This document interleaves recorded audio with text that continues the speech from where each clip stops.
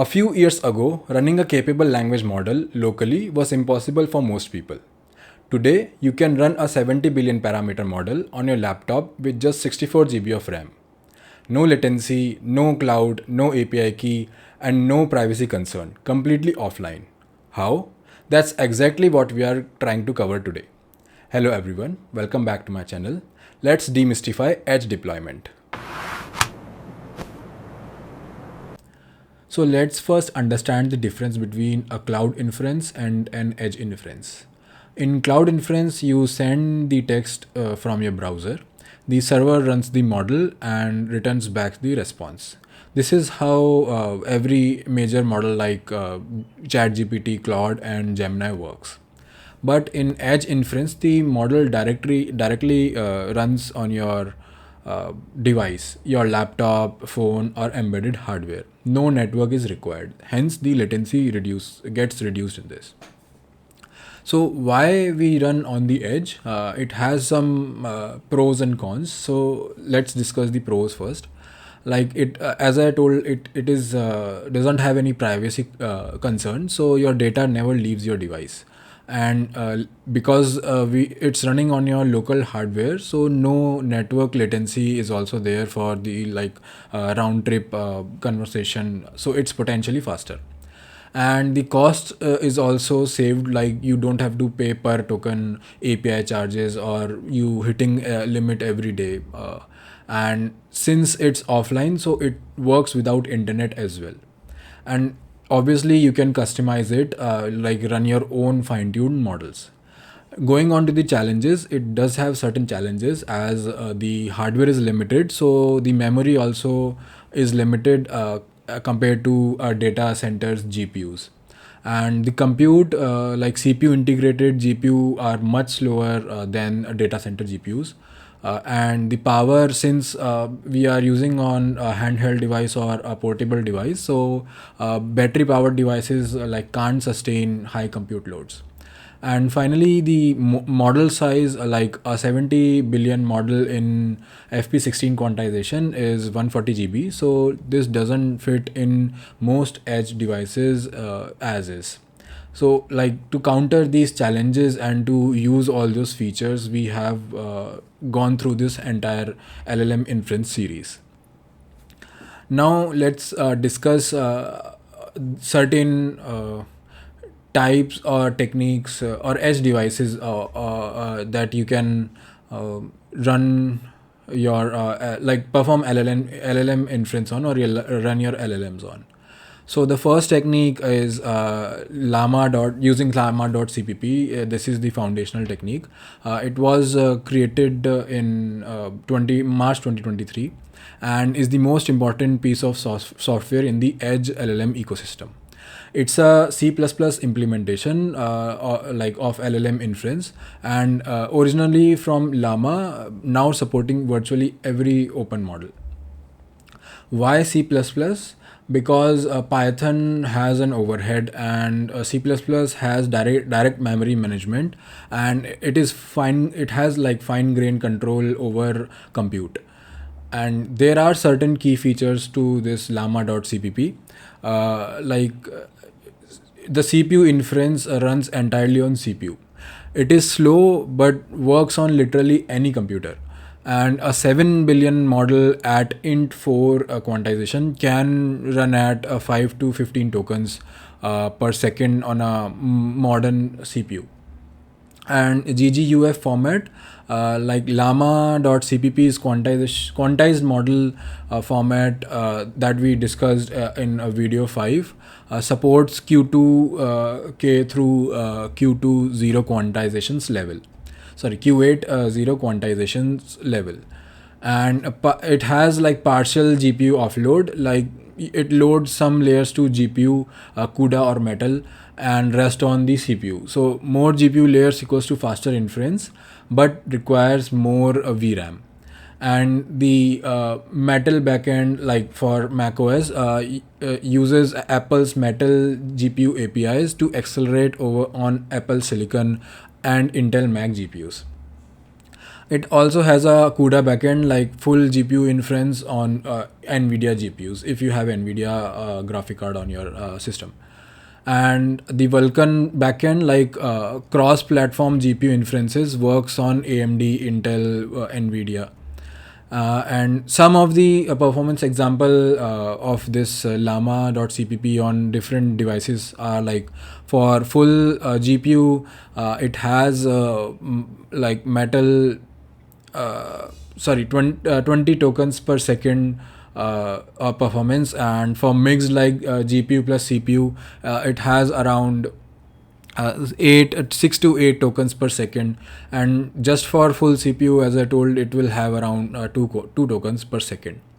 There is also like a friendly wrapper around llama.cpu called ollama, where you do not require any configuration or running llama.cpp on your system. You just have to like one command to download and run the models. And this is the easiest way to get started on the local inference. Okay, so the next is Apple Silicon and MLX. So Apple Silicon M1, M2, M3, M4 has a unique architecture that makes it surprisingly good at LLM inference. So in a normal computer, CPU and GPU have separate memory. Like CPU RAM is around 32 to 128 GB, but slower transfer compared to GPU. And GPU VRAM is around 8 to 24 GB. It is like faster compared to the CPU. So this separation is a bottleneck for larger models. You either fit the model in limited VRAM, or you suffer slow CPU to GPU transfers. Apple Silicon eliminates this separation, and like GPU and CPU share the same high bandwidth memory pool. And M3 Max can have 128 GB of unified memory, all accessible at 400 GB per second by both CPU and GPU. This means a 70 billion model in Q4, like around 38 GB, fits entirely in GPU accessible memory, with bandwidth comparable to a data center GPU. MLX is Apple's machine learning framework, designed specifically for Apple Silicon. Like lazy evaluation computations only run when needed, unified memory, no GPU CPU copies needed, the same arrays used by both. NumPy like API, like if you are familiar with NumPy, it's like a Python ML engineers library for mathematical calculations. The Metal backend, native Apple Silicon GPU acceleration. There is also MLX LM, the LLM inference library built on MLX. So the performance on M3 Max 128 GB Llama 3 70 billion model. It has the speed performance of 25 to 30 tokens per second for decode, and it is faster than llama.cpp for Apple Silicon. The next one is ARM inference, like Android and embedded, like ARM processors power virtually all smartphones and many embedded devices. So running LLMs on ARM requires specific optimization. For example, ARM Neon or SVE, like ARM's single instruction multiple data instruction set. Neon processes 4 float or 8 integers simultaneously. And SV, that is scalable vector extension, it scales up to 2048 bit vectors. Llama CPP uses hand optimized Neon assembly for its matrix multiplications. This is why it runs well on phones. The second one is Snapdragon NPU by Qualcomm. Like for high-end Android phones have neural processing unit, dedicated AI accelerators. Qualcomm's Hexagon NPU can run int4 matrix multiplications extremely efficiently, and Llama 3.2 3B runs at 30 tokens per second on a Snapdragon 8 Gen 3 phone. Practical models are like for on-device phone inference, models must be small, like 1 billion to 3 billion parameters in int4. It fits in 1 to 2 GB, runs well on phones. 7 billion parameters in int4 needs high-end phones with 8 plus GB RAM. And 13 billion plus parameter model generally too slow for interactive use on phone. llama.cpp on Android works via the JNI or Java native interfaces. Like several app uses it directly. There is also something called a MediaPipe LLM inference API by Google. This is the on-device inference SDK for Android and iOS, and it supports JAMA models because it is developed by Google. The another technique or topic is GGUF optimizations for like edge. Like when deploying to edge, choosing the right GGUF quantization level is critical, and the quality and there is some quality and size trade-off for that. Like we even discussed in our video number 5, I think. The format from it supports the format from q2 underscore k, which has the size of 2.7 GB, to with poor quality to up to q8 underscore 0 with size of 7.7 GB, which has near lossless performance. So if you see the comparison in this diagram as well, for 7 billion and for 70 billion parameter, which model works well.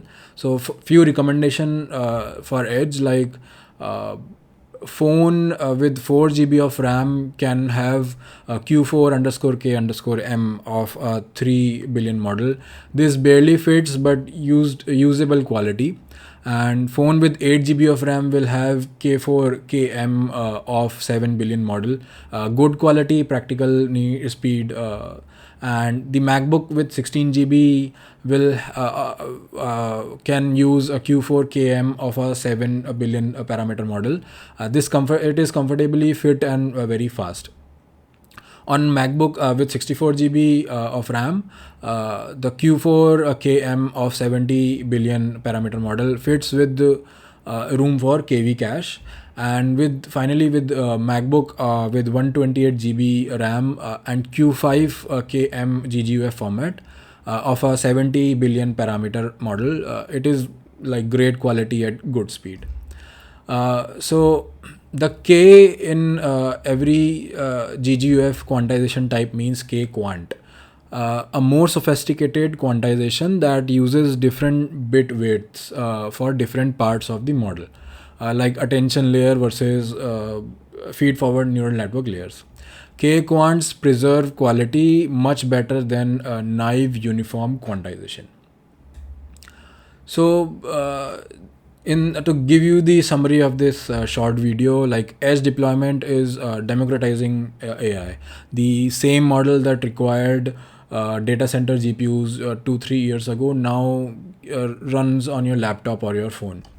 The key tools, as we discussed, is llama.cpp for cross-platform CPU GPU inference, MLX for Apple Silicon, ollama for easy model management and for starting with phone inference, and GGUF for right quantization level.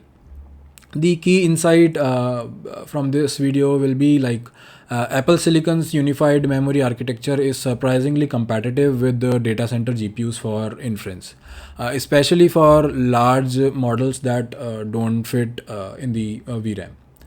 So the next video will be the last video in this LLM inference series, for the theory part at least.